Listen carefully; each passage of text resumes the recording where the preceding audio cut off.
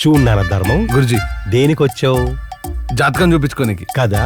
ఇప్పుడు ఎదుటి వాళ్ళు ఏదైనా పని చేస్తున్నప్పుడు ఆ పని గురించే ప్రశ్నించకూడదు, వాళ్ళకి కోపం వస్తుందన్నమాట.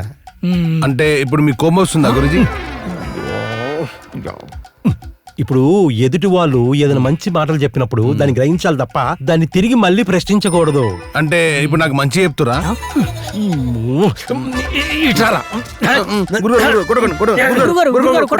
ఏయ్, నువ్వు మధ్యలో రా, పోరా. చేసేది అడుగుతావా? ఇంకా పెద్ద అడుగుతావా? వా.